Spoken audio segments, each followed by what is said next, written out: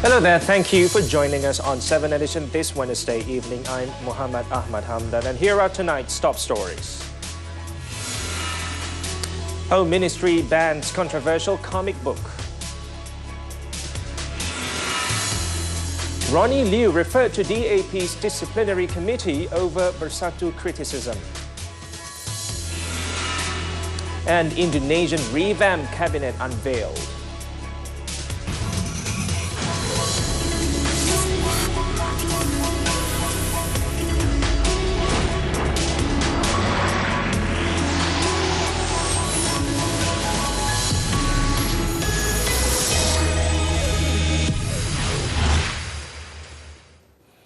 We'll begin tonight's bulletin with this story. The Home Ministry today announced that it is banning former DAP activist Hugh Kwan Yeo's comic book titled Belt and Road Initiative for Win-Winism. The ministry said the ban also applies to the Bahasa Melayu and Chinese versions of the comic.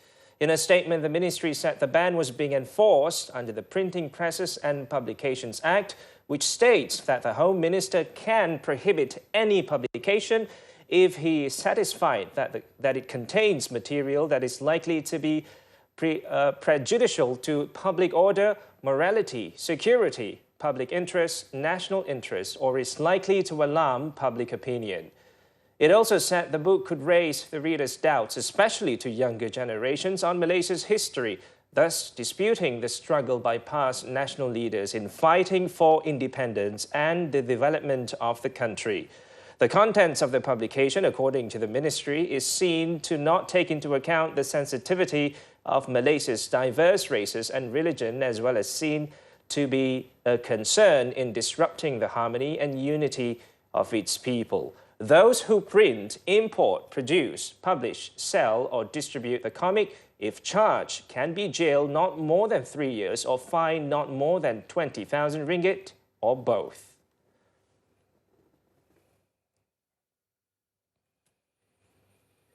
DAP's Ronnie Liu Tian Q is being referred to the party's disciplinary committee. This follows the Sungai Pelek Assemblyman's recent remarks against DAP's ally Bersatu.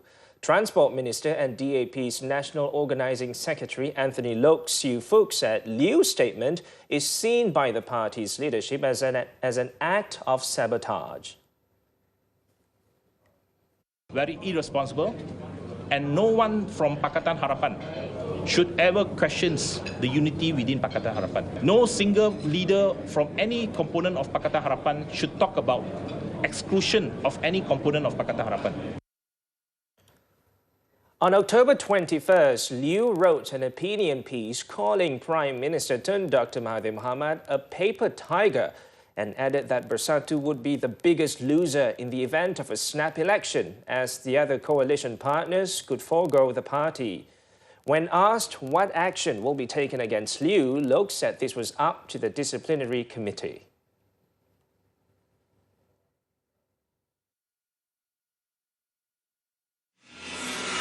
Meanwhile, Bersatu Youth Armada wants Liu to apologize within a week, or for the DAP to discipline the Sungai Pelek Assemblyman in that time frame. In a Facebook post, its chief, Syed Sadiq Syed Abdul Rahman, described Liu's remarks as rude and disrespectful to the harmony within Pakatan Harapan. He added that if Liu does not apologize within a week, and if the DAP does not do anything, Armada will freely attack DAP, including its top leadership. On a separate matter, PKR President Datuk Sri Anwar Ibrahim today said the final decision on who should be the Prime Minister would ultimately lie with the PH Presidential Council. This, as in a parliamentary democratic, he said this, as in a parliamentary democratic system, the decision is made by the ruling coalition.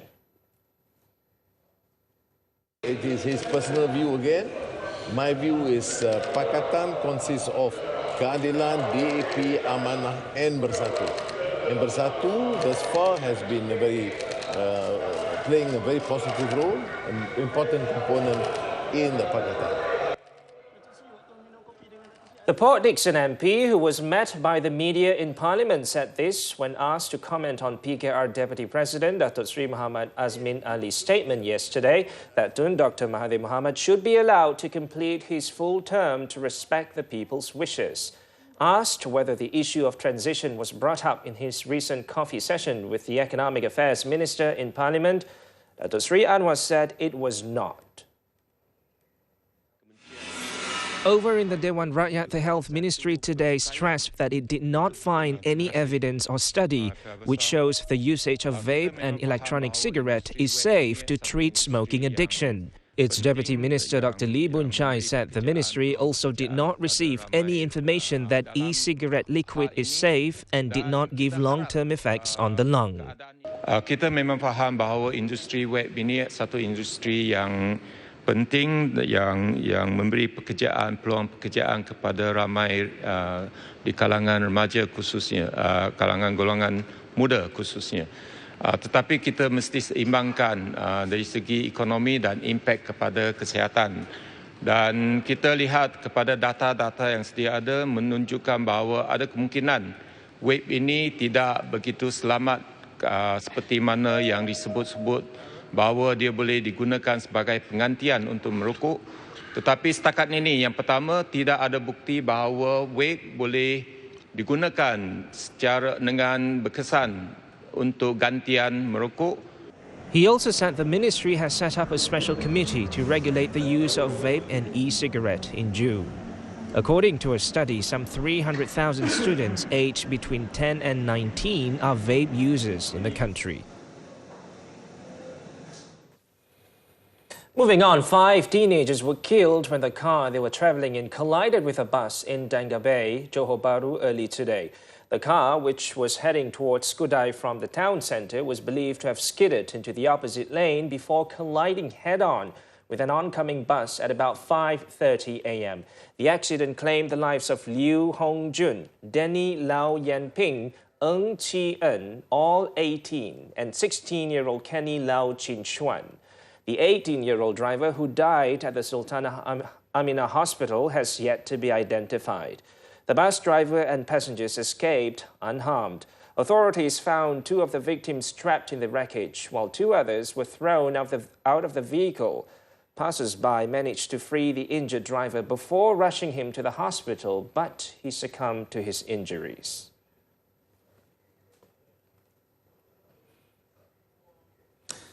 An 11-year-old girl perished in a blaze that gutted a wooden house at Kampung Melayu in Miri, Sarawak early this morning.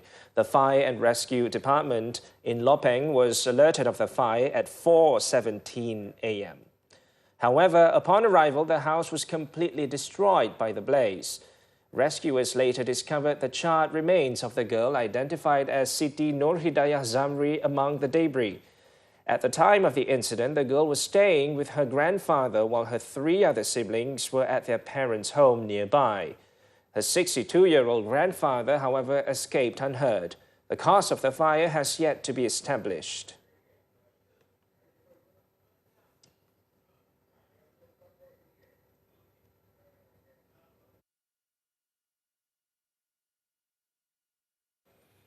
In Johor, a senior citizen was charged in the Kluang Magistrates Court with murdering a man in Simpang Renggam near Kluang early this month. No plea was recorded from the 61-year-old accused, Mansur Poh Abdullah, when the charge was read before Magistrate N. Arun. Mansur Poh was charged with murdering Asri Samadi, aged 55, with a machete on October 10th at about 7:05 p.m. The offence was allegedly committed at the home for the elderly, called Pusat Jagaan Insan Warga Emas Nur Hidayah in Kampung Chokro, Simpang Renggam.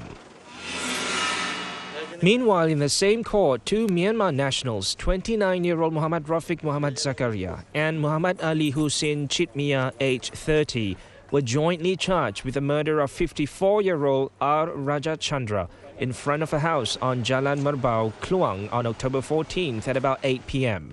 The 2 men were alleged to have used a machete and a sword to commit the crime. The court set November 20th for the case re-mentioned. The murder charge under the Penal Code carries a mandatory death sentence upon conviction. At the Petaling Jaya Magistrates Court today, a roti canai seller was charged with the murder of an auxiliary policewoman. Muhammad Faril Haikal Abdullah, 22 years old, was charged with murdering Nur Aisyah Abdullah, 25 years old, at an apartment in Damansara Damai between 2 a.m. on October 17th and 12:45 a.m. the next day. However, no plea was recorded. Muhammad Faril faced a mandatory death penalty if convicted. The woman's body was found with bruises on her forehead, eyes and neck, while her nose was bleeding. Case remention has been set on December 2nd.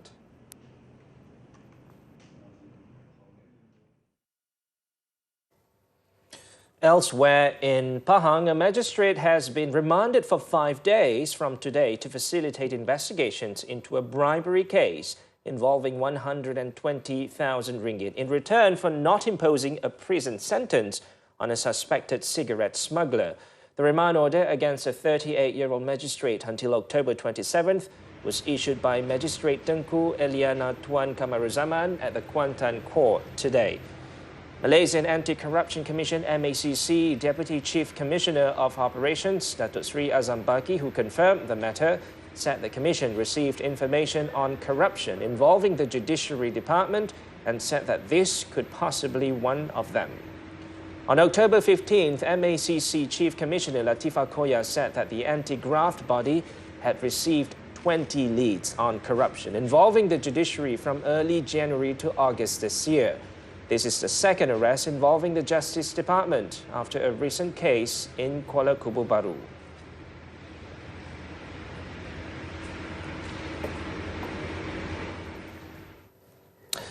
Up next, a gruesome discovery. Dozens of bodies found in a lorry container in the UK. Details next.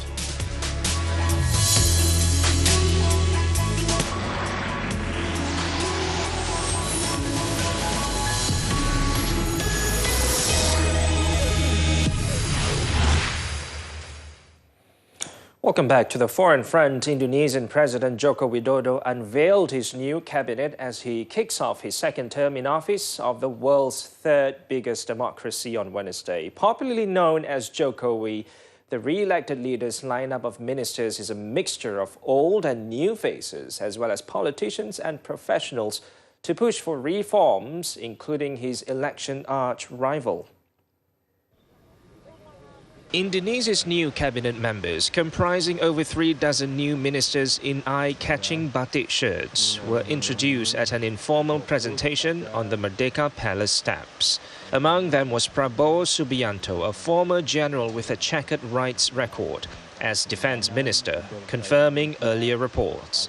Jokowi beat Prabowo in the bitterly fought April elections, plagued by mudslinging, fake news online and claims which sparked violent riots that claimed at least 9 lives. His sole challenger also had initially refused to concede defeat in the poll, going to the Constitutional Court, citing systematic fraud and abuse of power. Prabowo's cabinet inclusion is even controversial for many of Jokowi's supporters. Critics also feared the move to give Prabowo a very powerful cabinet post, as he had been accused of abuses, including the kidnapping and disappearance of several pro-democracy activists. During the 2019 campaign, Prabowo came out as a fiery nationalist who courted Islamic hardliners and promised a boost to military and defense spending. Foreign Minister Retno Marsudi also kept her post, while former World Bank economist Sri Mulyani Indrawati was retained as finance minister.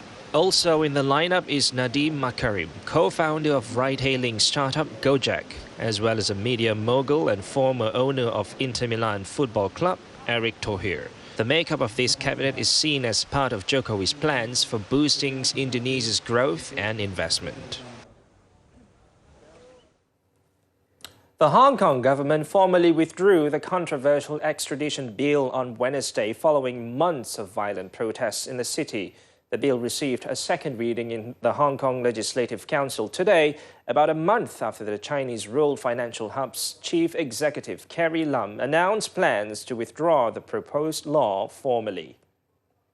The bill had come before the Legislative Council last week, but heckling lawmakers forced the suspension of Parliament. Had the bill been passed into law, It would have allowed Hong Kong residents to be extradited to Taiwan, Macau and mainland China. It was a move seen by protesters as an attempt by Beijing to tighten its grip on the city, which has an independent judiciary. Meanwhile, Taiwan and Hong Kong authorities clashed on Wednesday over how to handle the voluntary surrender of a murder suspect who was just released from a Hong Kong jail.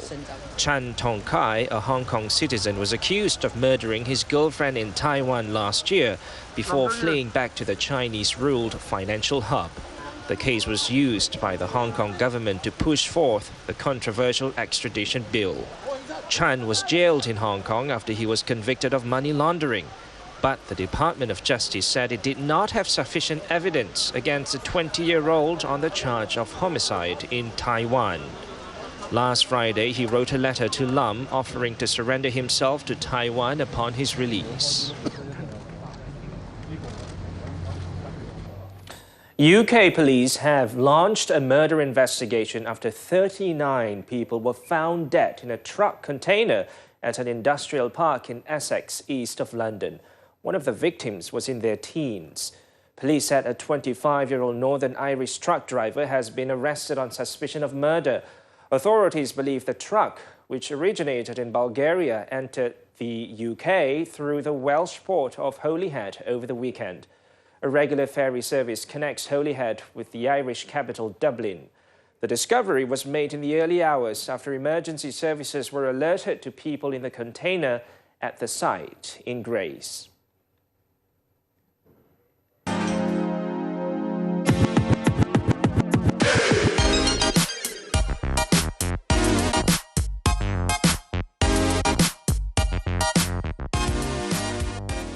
And now it's time for our clickbait segment, where we take a look at what's trending and making the rounds in the cyber world today. Being a Malaysian, we take pride in putting our differences aside to come together and help one another, regardless of race or religion. Recently, Twitter user Phoebe Shafinas shared a video which saw several Good Samaritans rushing to the aid of a motorist to help flip the person's vehicle after it had overturned. The clip went viral with over 150,000 views since its upload on Sunday, warming the hearts of Malaysians. Phoebe and her friend were traveling on the road in Kampung Medan, Petaling Jaya, where they saw a Honda Stream car in front of them suddenly skidded and flipped on its side. Within seconds, people of different races and religions raced to the overturned car and together pushed the vehicle to its normal position. Phoebe confirmed that no one in the car was injured. Many Twitter users have flocked to the post, leaving comments that celebrate the unity shown by their fellow Malaysians. We'll be taking a short break, but when we return, Japanese car makers steer towards niche approach in electronic vehicles. Stay with us.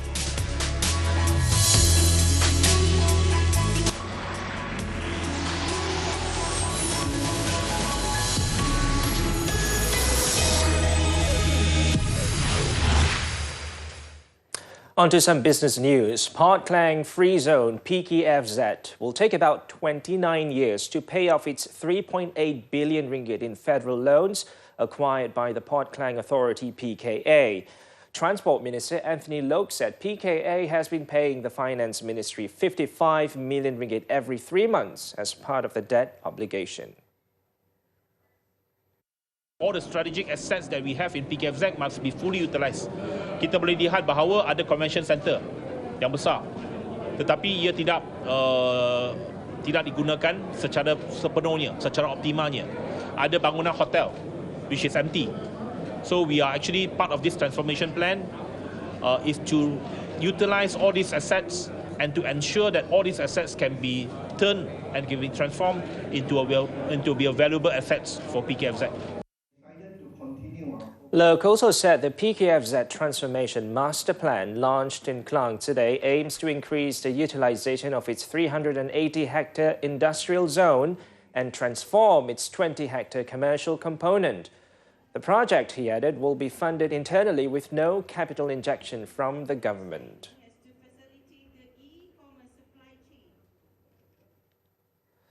The upgraded protocol on the ASEAN-China Free Trade Area, FTA, came into full force on Tuesday. According to experts, it will further release the dividends from the implementation of the FTA. This is so that the preferential policies of the FTA will truly benefit the enterprises and people of all member countries.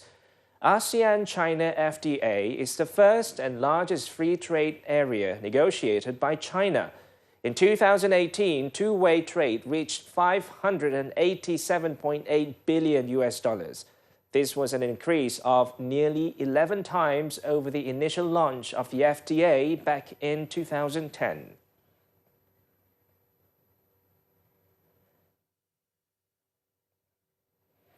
Next, as global automakers race to put long-range electric vehicles on highways amid stricter emission laws, their Japanese rivals are taking a different and more niche approach by steering towards cheaper, pint-sized runabouts to make the costly battery technology more accessible to consumers.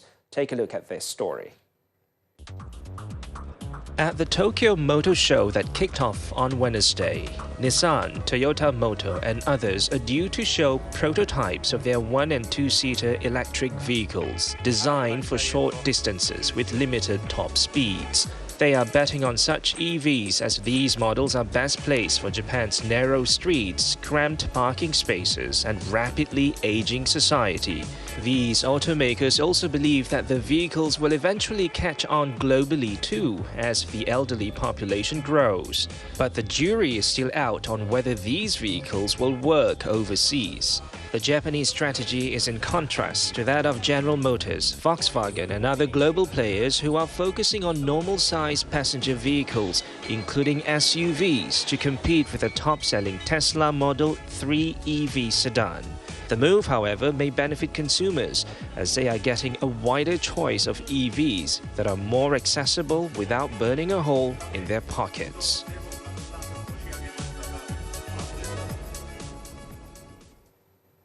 Bursa Malaysia reversed yesterday's gains to close lower today as market sentiment was hampered by external headwinds.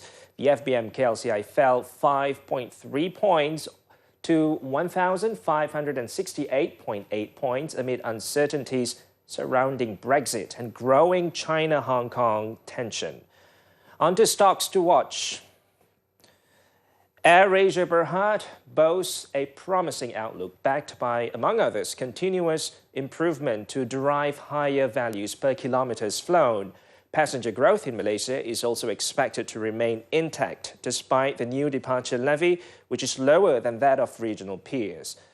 Next, Bumi Armada Berhad has seen a commendable improvement in its floating production and offloading business segment. The stock is also deemed undervalued against a backdrop of a sustainable earnings recovery and improving balance sheet risks.